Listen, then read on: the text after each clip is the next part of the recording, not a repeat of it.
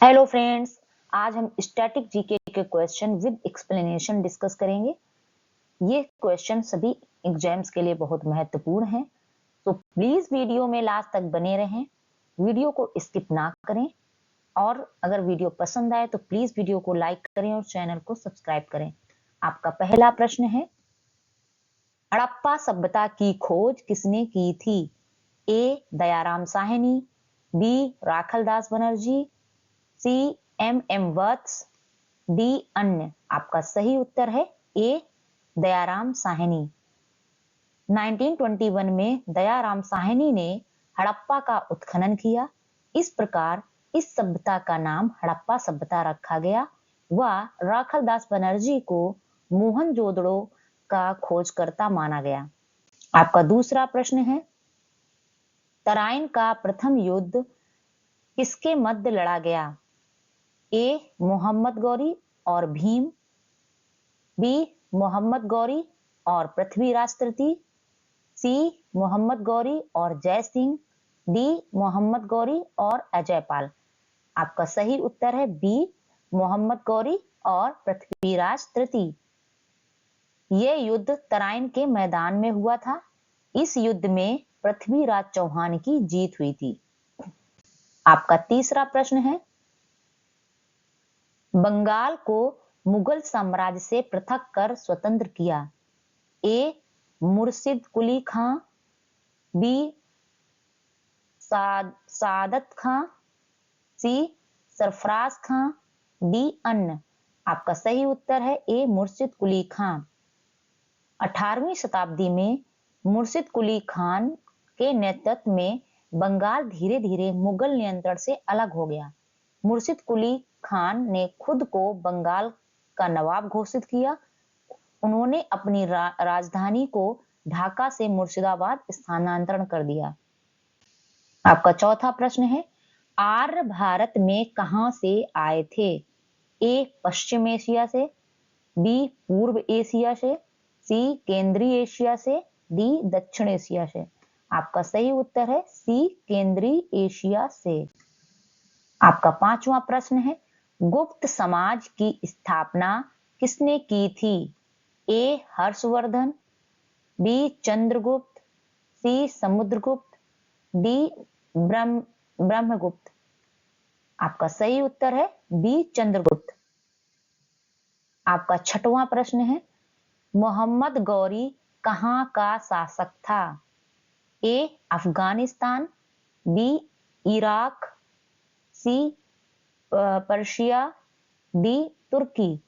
आपका सही उत्तर है ए अफगानिस्तान। मोहम्मद गौरी 1149 से 1206 ईस्वी तक भारत पर आक्रमण करने वाले तीसरे मुस्लिम शासक थे।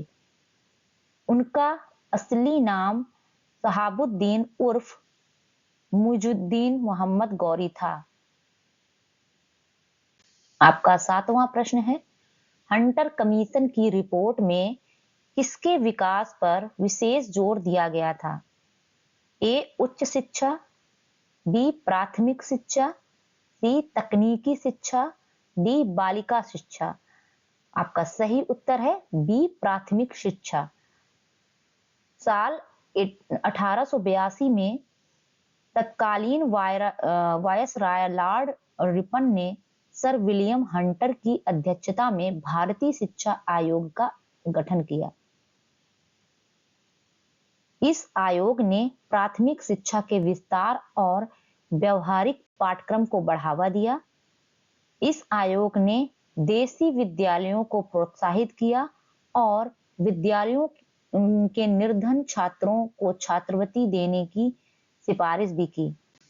आपका आठवां प्रश्न है, खिलाफत आंदोलन का आरंभ किया था? ए मोहम्मद अली जिन्ना, बी अबुल कलाम आजाद, सी अली बंधुओं ने, डी फखरुद्दीन अली अहमद।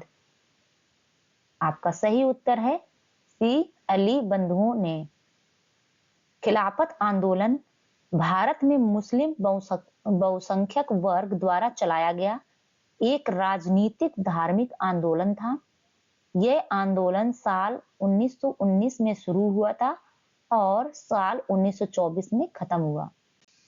आपका 9वां प्रश्न है, वंदे मातरम गीत लिखा था? ए बंकिम चंद्र चटर्जी, बी नवगोपाल मिश्रा, सी गिरीश चंद्र घोष, डी रविंद्रनाथ टैगोर। आपका सही उत्तर है ए बंकिम चंद्र चटर्जी। आपका 10वां प्रश्न है, भारत में प्रथम मुस्लिम आक्रमणकारी था?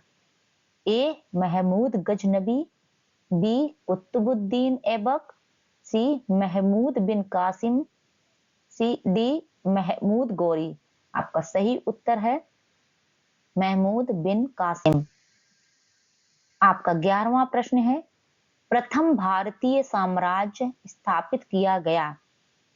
ए कनिष्क द्वारा, बी हर्ष द्वारा, सी समुद्रगुप्त द्वारा, डी चंद्रगुप्त मौर्य द्वारा।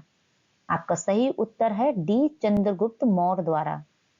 भारत का पहला साम्राज्य मौर्य साम्राज्य था। इसकी स्थापना चंद्रगुप्त मौर्य ने 322 ईस्वी पूर्व में की थी। यह साम्राज्य पाटलिपुत्र में केंद्रित था। मौर्य साम्राज्य अधिकांश भारतीय उपमहाद्वीप को घेरने वाला पहला साम्राज्य था।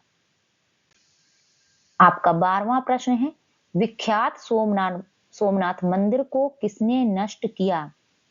ए मोहम्मद बिन कासिम, बी सुल्तान महमूद, सी कुतुबुद्दीन ऐबक, डी मोहम्मद गौरी। आपका सही उत्तर है बी सुल्तान महमूद। महमूद गजनबी ने साल 1025 में सोमनाथ मंदिर पर हमला किया था। इस हमले में उसने मंदिर की संपत्ति लूट ली और ज्योतिर्लिंग को तोड़ दिया। साल 1297 ईस्वी में जब दिल्ली सल्तनत ने गुजरात पर कब्जा कर लिया, तब फिर से इस मंदिर को ध्वस्त कर दिया गया। आपका 13वां प्रश्न है, सिंधु घाटी सभ्यता के लोग पूजा करते थे? ए पशुपति की, बी ब्रह्मा की, सी विष्णु की, डी इंद्र की। आपका सही उत्तर है ए पशुपति की। सिंधु घाटी सभ्यता के लोग पशुपति, मातृ देवी, वृक्ष और धरती की पूजा करते थे। आपका 14वां प्रश्न है, पानीपत की तीसरी लड़ाई कब हुई थी?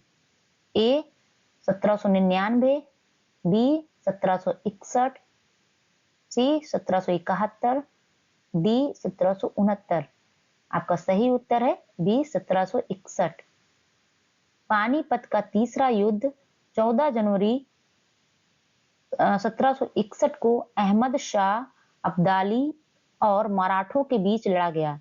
यह युद्ध 18वीं सदी का सबसे बड़ा युद्ध माना गया। प्लीज दोस्तों, अगर आपको वीडियो पसंद आ रहा है, तो आपको कुछ सीखने को मिल रहा है, तो प्लीज वीडियो को लाइक कर दें और चैनल को सब्सक्राइब कर दें। आपका 15वां प्रश्न है, मुगल साम्राज्य की नींव किस लड़ाई के बाद मानी जाती है? ए पानीपत की प्रथम लड़ाई, बी पानीपत की द्वितीय लड़ाई, सी प्लासी की लड़ाई, डी बक्सर की लड़ाई। आपका सही उत्तर है ए पानीपत की प्रथम लड़ाई। पानीपत के पहले युद्ध 1526 के बाद मुगल साम्राज्य की नींव मानी जाती है। यह युद्ध बाबर और दिल्ली के सुल्तान इब्राहिम लोदी के बीच लड़ा गया था। यह युद्ध 21 अप्रैल 1526 को हुआ था। आपका 16वां प्रश्न है, मुगल वंश की स्थापना भारत में कब हुई? ए 1455, बी 1688, सी 1526, डी 1822। आपका सही उत्तर है सी 1526। मुगल वंश की स्थापना भारत में साल 1526 में हुई थी। बाबर ने पानीपत के पहले युद्ध में दिल्ली के सुल्तान इब्राहिम लोदी को हरा करके मुगल साम्राज्य की स्थापना की थी। आपका 17वां प्रश्न है, प्लासी का युद्ध कब लड़ा गया? ए 23 जून 1757 ईस्वी, बी 26 जून 1756 ईस्वी, सी 23 जून 1759 ईस्वी, डी 27 जून 1757 ईस्वी। आपका सही उत्तर है ए 23 जून 1757 ईस्वी। यह युद्ध बंगाल के नवाब सिराजुद्दौला और रॉबर्ट क्लाइव के नेतृत्व में ईस्ट इंडिया कंपनी की सेना के बीच लड़ा गया था। यह युद्ध पश्चिम बंगाल के प्लासी में हुआ था। इस युद्ध में अंग्रेजों की जीत हुई थी। आपका 18वां प्रश्न है, बक्सर का युद्ध कब आरंभ हुआ था?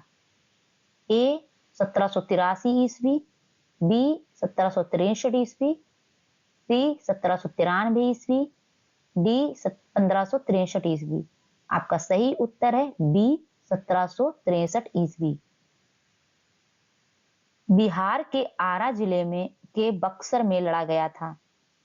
यह युद्ध अंग्रेजों और मीर कासिम अवध के नवाब और मुगल सम्राट शाह आलम द्वितीय की संयुक्त सेनाओं के बीच लड़ा गया था। इस युद्ध में अंग्रेजों की जीत हुई थी। आपका 19वां प्रश्न है, दिल्ली का लाल किला किसने बनवाया था? ए हुमायूं, बी अकबर, सी शाहजहां, डी शेर शाह। आपका सही उत्तर है सी शाहजहां। लाल किले का निर्माण 1639 ईस्वी में पूरा हुआ था। यह लाल बलुआ पत्थरों से बना है और यमुना नदी के किनारे बना है। इसे किलाए मुबारक भी कहते हैं, जिसका मतलब है भाग्यशाली किला। आपका 20वां प्रश्न है, शिवाजी के प्रशासन में पेशवा किसे कहा जाता था? ए रक्षा मंत्री, बी धार्मिक मामलों का मंत्री, सी मुख्यमंत्री, डी न्याय मंत्री। आपका सही उत्तर है सी मुख्यमंत्री। शिवाजी का प्रशासन दक्कनी राज्यों और मुगल प्रशासन से प्रभावित था। उनका मकसद प्रजा को अत्याचार से बचाना और खुशहाली लाना था। उन्होंने 8 मंत्रियों की परिषद बनाई थी, जिसे अष्टप्रधान कहा जाता था। आपके क्वेश्चंस खत्म हुए। अगर वीडियो पसंद आया हो तो प्लीज वीडियो को लाइक कर दें और चैनल को सब्सक्राइब कर दें। Thank you.